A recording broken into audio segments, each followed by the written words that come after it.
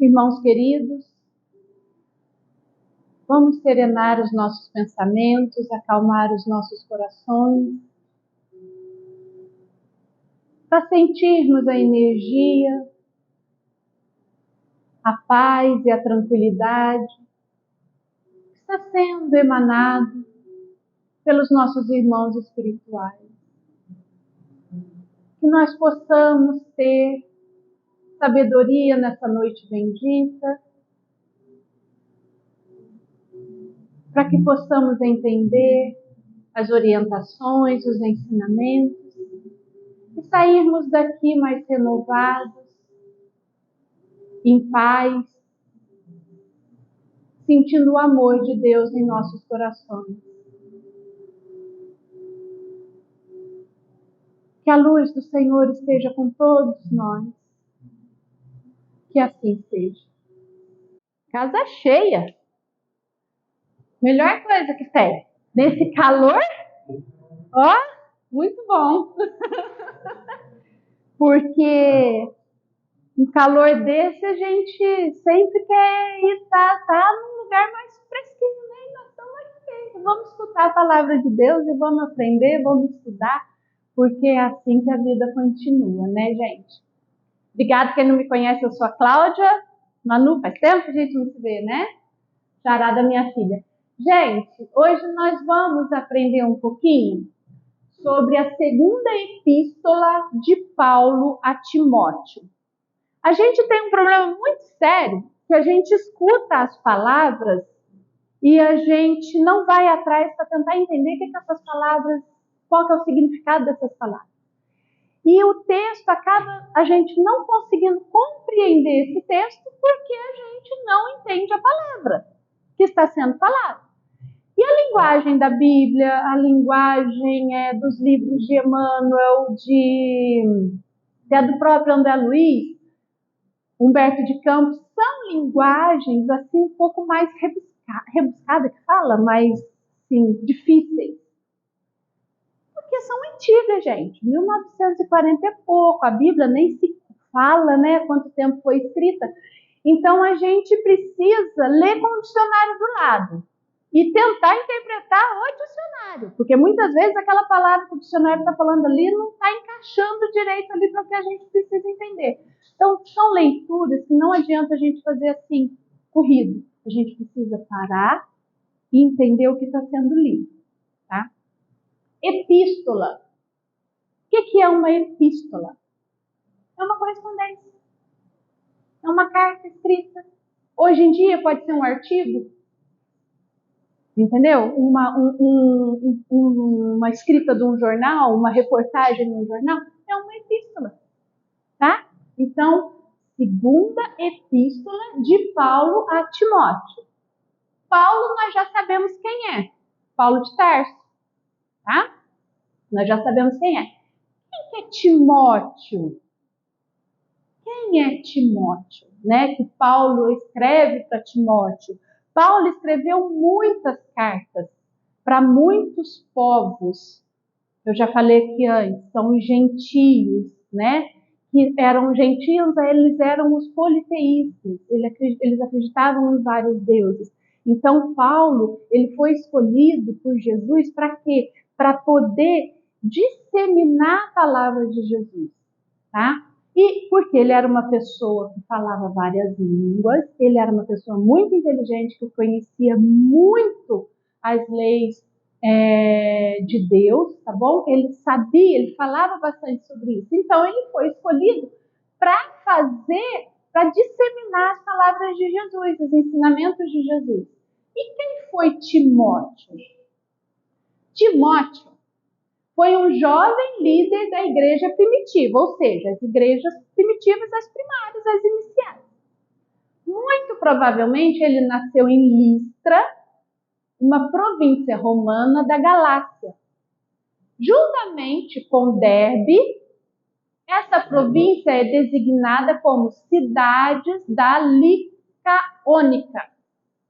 Tá? Então, Listra e Derbe eram cidades próximas. O pai de Timóteo era grego e a mãe de Timóteo e a avó eram judias. eles eram politeístas. Eles eram gentios. Olha aqui, Paulo de Tarso é daqui, né? Listra está aqui, Derbe está aqui, Antioquia está aqui. Paulo andou, gente, por tudo isso daqui, ó, Cesareia, Jerusalém, Judeia. Paulo andou nisso tudo aqui. Paulo escreveu cartas para todos eles aqui, que ele foi disseminando a história de Jesus, a palavra de Jesus. Então ele andou por tudo isso daqui. Chegou um ponto da vida dele que ele não conseguia mais viajar. Estava velhinho. Outra parte ele foi preso em Roma, porque ele foi morto lá em Roma. Então o que ele fazia? Ele escrevia essas cartas. As pessoas escreviam para ele e ele escrevia com a resposta. E veio fazendo os ensinamentos dele assim. E Timóteo, com o desencarne de Paulo, Timóteo continuou o trabalho dele, tá? Aí, nessa segunda epístola, né, de Timóteo, capítulo 2, versículo 11, tá lá. Palavra fiel é esta, que se morrermos com ele, também com ele viveremos. O que é isso, gente? Se morrermos com ele, também com ele viveremos. Aqui Paulo está falando de Jesus, tá? Se morrermos com ele, também com ele viveremos. O que Paulo quis dizer com essas palavras? Como que a gente vai morrer para viver? E o que deve morrer? Né? Aí fica na cabeça da gente, cri, cri, cri, cri, cri. O que tem que morrer na realidade? Aí eu lembrei de uma frase também que Paulo escreveu para os Efésios, tá? Ele escreveu assim, Paulo, uma carta para Efésios. Quanto à antiga maneira de viver, ele está falando para os Efésios. Quanto à antiga maneira de viver, vocês foram ensinados a despir-se do homem velho. Então ele está falando que para os Efésios, tá? Que eles foram ensinados a despir-se do homem velho, que se corrompe por desejos enganosos. Então, nós somos um homem velho que nos corrompemos por desejos enganosos. Quais são os nossos desejos enganosos, gente? A vida material é um desejo nosso enganoso. É porque a gente quer ter, e a gente não quer ser, porque a gente está estudando. Isso é um desejo enganoso. Por quê? Porque a gente só pensa aqui, a gente não pensa no depois. Então, se corrompem por desejos enganosos a serem renovados no modo de pensar. Então, ele está convidando, ele está falando para os Efésios que eles já foram ensinados em outras cartas, que eles precisam se despir do homem velho, como? Na maneira de pensar. E revestir-se, vou ler agora, né? De novo homem, criado para ser semelhante em justiça e em santidade provenientes da verdade. Então, em dois momentos, Paulo falou a mesma coisa com outras palavras. É morrer para viver com ele. E isso é despir-se desse homem velho, da maneira que você está pensando, para você pensar diferente para poder viver com Deus. Confuso, gente? Vamos continuar.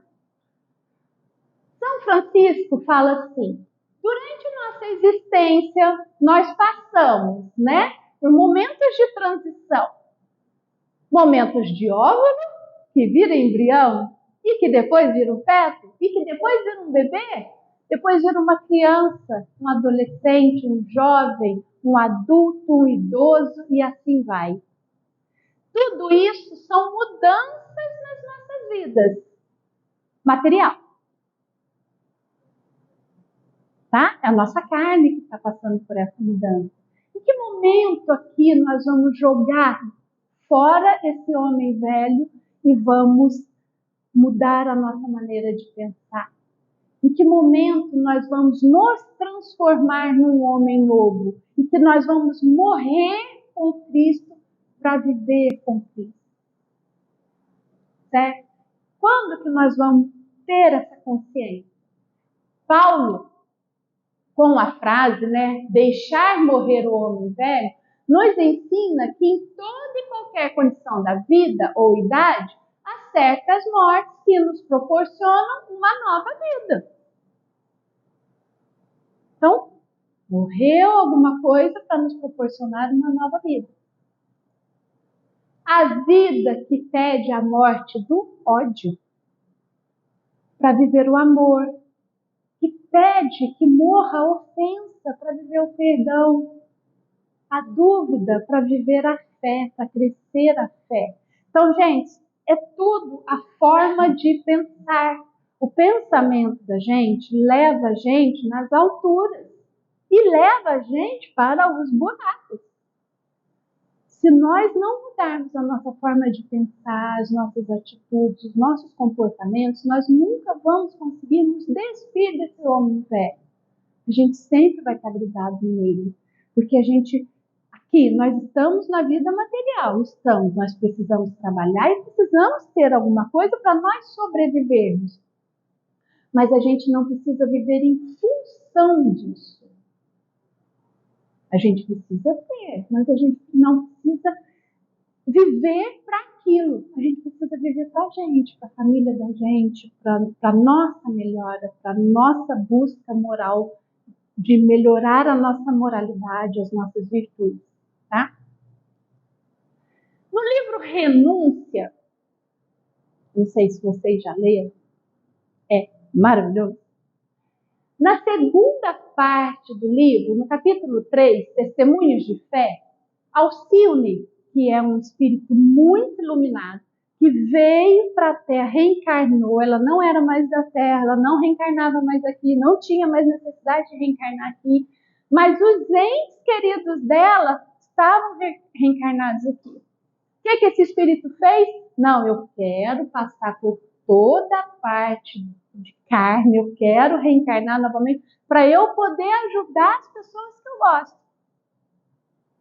Nós temos coragem de fazer isso? A gente é livre nós somos livres dos nossos preconceitos, das nossas apegadas às coisas para a gente poder fazer isso? Não sei. E eles estavam fazendo um evangelho no lar, e ela, muito sábia, pegou, essa parte, essa epístola que Paulo escreveu para Timóteo e fez uma explanação sobre essa epístola. E ela diz muito sabiamente, certo, a esperança em Cristo será sempre um refúgio indispensável na hora da partida. Então, a esperança em Jesus, na hora que você está ali no leito de morte, estou partindo, estou indo, a esperança é em Jesus. Não sei o que acontece com a gente nunca pensa em Jesus, mas na hora que você está com o pezinho lá, você corre para ele. Mas a advertência apostólica, essa advertência de Paulo, nos convoca a ilações mais graves, ou seja, questionamentos, a perguntas, a entendimento mais grave sobre essa epístola aqui. Lembremos os perversos que aceitam Jesus na hora extrema. Não tem muito perverso que aceita Jesus na hora extrema? Que está lá no leito de morte? Quantas e quantas pessoas nós já vimos, histórias que nós já sabemos, que a pessoa está lá na UTI, está indo embora e pede para ver todo mundo, que ela quer pedir perdão para todo mundo. A gente não conhece nenhuma nem duas. A gente não sabe se a gente vai fazer isso também. Lá no leito de morte, a gente fala, nossa, chama fulano, que eu preciso pedir perdão antes de eu partir. Não é, gente? Isso é natural. Isso faz parte da gente. Nós somos seres humanos, somos falhos. Nós somos falhos. E nós estamos aqui para quê? Para melhorar. muita gente portadora de crimes inomináveis faz ato de fé no leito de morte. Oh, meu Deus, me perdoa, meu Deus, eu quero isso, eu quero aquilo. Não é assim, gente. É assim, gente. Então, é isso que ela está querendo dizer ali, ó. Tá? Não é porque você está no leito de morte e está entendendo os seus problemas. O que você fez, se você vai pedir perdão para Deus, ótimo, está pedindo. Mas o que você fez, você vai ter que acertar. É livre-arbítrio. Não adianta correr. Daqui para frente, você tem que fazer diferente. Mas o que você fez para trás, você vai pagar. Você vai acertar. Você tem que se corrigir para você poder evoluir. Né? A gente fica ali, corta, atrapalha a vida da outra pessoa e depois pede desculpa, né? Continuando ela. Enquanto tem saúde e mocidade, enquanto a gente está aí lindo, belo e formoso, a gente vive a vida ao léu, entre caprichos e desregramentos. Não é assim, gente? A gente curte, a gente quer viver a vida. Mas só que um viver a vida é adoidado. Sem responsabilidade, sem compromisso, sem ajudar o próximo. Só a gente. Então você quer tudo. Você quer comer demais, você quer beber demais, você quer passear demais, você quer andar demais, você quer dormir demais, você quer tudo. Vivendo a vida ao léu. Mas, tanto que o corpo quebrantado lhe dá ideias de morte, alarmam-se e desfazem-se em rogativas a Deus. Podem criaturas que tais esperar de pronto e imediato a glória do Cristo? Nós vamos viver a nossa vida ao léu, a nossa mocidade, os caprichos desregrados. E na hora do leito de morte, a gente pede para Deus guiar a gente, iluminar, mostrar, levar a gente para um bom caminho. Você acha que nós teremos essa glória de Deus de prontidão? Não, gente. Ele vai nos ajudar. Mas como eu falei, nós teremos que acertar. Nós vamos partir, vamos passar uns perrengues, lá na frente nós vamos reencarnar de novo, vamos acertar aquilo que a gente fez de errado para lá na frente. Tem uns que vão mais rápido, outros que vão mais demorado. Nós vamos chegar na glória de Cristo, mas vai depender de cada um de nós. Vai depender das nossas atitudes. E os que se sacrificam? Porque aí não seria justo, né, gente? Os que se sacrificam nas áreas do dever, enquanto lhe resta uma partícula de força. Ou seja, os que se sacrificam ali, eles trabalhando. Chico Xavier trabalhou até o último minuto. É justo esse aqui que viveu a vida desregrada chegar mais rápido na glória de Cristo do que Chico? Então são as nossas atitudes, gente. Tá? Olha aqui a gente pedindo, implorando para ter um socorro. Aqui eu quis trazer, por exemplo, Jesus, quando ele estava lá estava sendo crucificado, nós tínhamos também 2 bandidos com ele, né? Um deles pegou e falou que queria ir com Jesus, tal, para o reino dele. Aí ele pegou e falou: eu vos digo que ainda hoje estará comigo no meu reino. Ele vai com Jesus para o reino de Jesus, mas ele vai voltar, porque ele fez muita coisa errada. Então ele está tendo essa oportunidade, ele está saindo, vai ter um entendimento, vai aprender, vai ficar na espiritualidade, aquela coisa toda, e depois ele vai voltar. Porque todos nós precisamos passar por essa purificação, tá? Paulo de Tarso, gente, ele era uma pessoa muito ativa ali, muito rígida, certo? E ele perseguiu os cristãos. Mas também quando ele assumiu quem era Jesus e como eram os ensinamentos de Jesus e como falar sobre Jesus, ele foi, como diz o outro, com sangue nos olhos. Ele falou tudo que ele tinha que falar. lá e ele trabalhou até o último minuto, tá? Claudicaria não é do meu nome, vou explicar. Claudicaria a justiça, o que significa, gente? Dicionário, cairia em erro, tá? Cairia em erro a justiça, em suma, se afinal a virtude se confundisse com o crime, a verdade com a mentira, o labor com a ociosidade, né? E não ia bater, gente. Se a virtude se confundisse com o crime. Então precisa ter a diferença das pessoas, tá? Cada um tem os seus problemas e que precisam ser resolvidos, não é?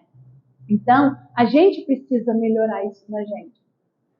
Certo que será sempre útil recorrer à misericórdia do Senhor. Nós temos sim que pedir para Jesus. Jesus está de braços abertos para a gente. Ele só espera a gente chamar. Ele está sempre ali do lado, ele está de vigia. Sabe aquela mãe que fica ali de vigia? Espera, ele vai pedir para vir comigo, aquela coisa. Jesus está assim. E quando você fala assim para ele, meu Jesus, me ajuda, eu quero ficar do seu lado, ele dá aquele abraço gostoso.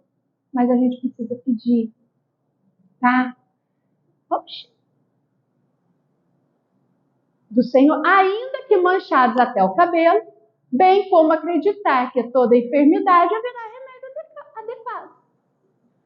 Penso, porém, ela falando, Alcino falando, que a assertiva de Paulo, ou seja, a epístola de Paulo, que ele está falando, morrer com ele para viver com ele, não se refere ao termo da vida corporal. Não é eu morrer, a minha carne morrer. Por quê? Porque tanto o justo quanto o injusto, eles vão morrer. Faz parte, é da natureza. Nós vamos morrer. Quem que ele quer que morra? É o nosso homem interior. Certo? Apanágio é privilégio, tá? É o nosso homem interior, que ela fala, a morte da criatura velha que está dentro de todos nós é a personalidade egoística e má. Todos nós somos egoístas e todos nós somos má. Não adianta falar assim que eu não sou má. Eu sou má em algum momento que a gente está pensando, algum momento que a gente está falando, você está maledicência, fazendo fofoca, estou sendo má, gente. Que trazemos conosco e precisamos combater a cada dia para que possamos viver em Cristo. A existência terrestre é um aprendizado em que nos consumimos devagarinho, de modo a atingir a plenitude do Mestre. Nós não vamos mudar de uma hora para outra. Nós não vamos deixar de ser egoístas e más de uma hora para outra. É cada dia um passinho. E como que você descobre faz cada dia um passinho? Você se vigiando. O que eu fiz hoje? Nossa, hoje eu fui maledicente. Hoje eu fiz fofoca. Hoje eu falei mal de alguém. Amanhã eu preciso fazer diferente. Hoje eu fui egoísta. Mas como que eu fui egoísta com tal pessoa? Que maldade que eu fiz. Só de você reconhecer isso, você já está dando um passinho. Você não ficou para trás. Você deu meio centímetro, mas você deu. Você aprendeu esse passo, tá? Então, é cada dia um pouquinho, passinho de tartaruga e a gente chega lá. Não vamos, porque senão a gente atropela. Sejamos cada um de nós capazes de nos examinar e perceber o que Jesus quis dizer com isso. Assim como as mortes naturais nos causam mudança, as mortes internas nos fazem alcançar uma nova vida renovada, certo? Para nós podermos viver em Cristo. Muitas pessoas, gente, falam assim para mim, né, do meu modo de falar, do meu modo, na hora que eu estou falando na palestra, que eu pego e falo assim, a gente precisa se vigiar, a gente precisa se criticar, a gente precisa se julgar. Você não tem que julgar o próximo, você tem que se julgar.